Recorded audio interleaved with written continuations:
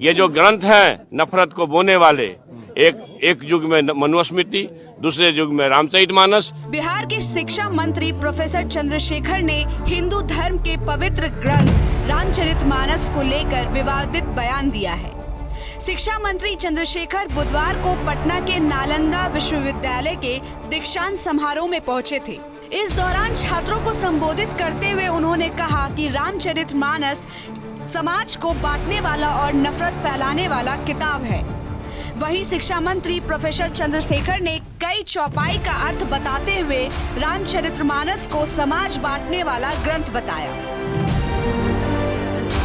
Professor Chandrashekhar छात्रों को रामचरितमानस के एक चौपाई सुनाया। इसका अर्थ बताते हुए उन्होंने कहा कि अधम का मतलब नीच होता है।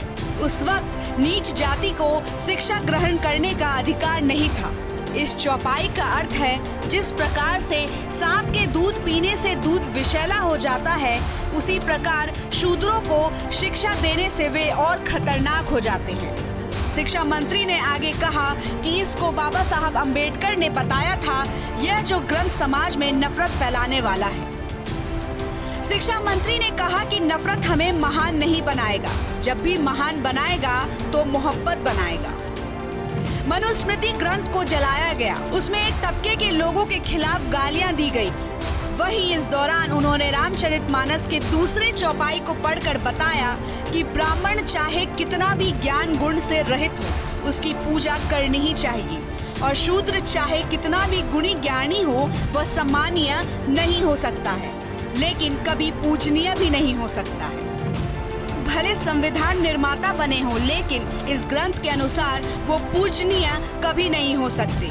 ऐसे ग्रंथ समाज में नफरत ही फैला सकता है। मनुस्मृति को जलाने का क्यों काम किए? इसलिए कि मनुस्मृति में एक बड़े तबका के खिलाफ 85% लोगों के खिलाफ अनेकों गालियां दी गई।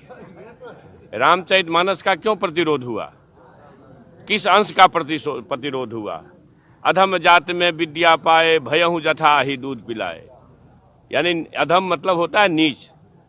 दुनिया के लोगों सुनो, आपके माध्यम से कहना चाहता हूँ, नीच जाति के लोगों को शिक्षा ग्रहण करने का अधिकार नहीं था, और उसमें कहा गया है कि नीच जाति के लोग शिक्षा ग्रहण करके जहरीला हो जाते हैं, जैसा कि सांप दूध पीने के बाद होता है। हम इस सवाल में मैं इसलिए ये बात कहता हूँ कि इसी चीज को कोट करके बाबा साहब अम्बेडकर ने दुनिया के लोगों को बताया।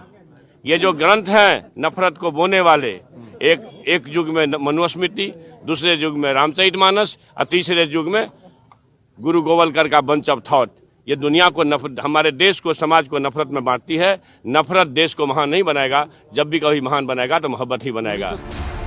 बिहार से जुड़ी ऐसी तमाम खबरों को जानने के लिए हमारे चैनल बिहार की बात को सब्सक्राइब करें।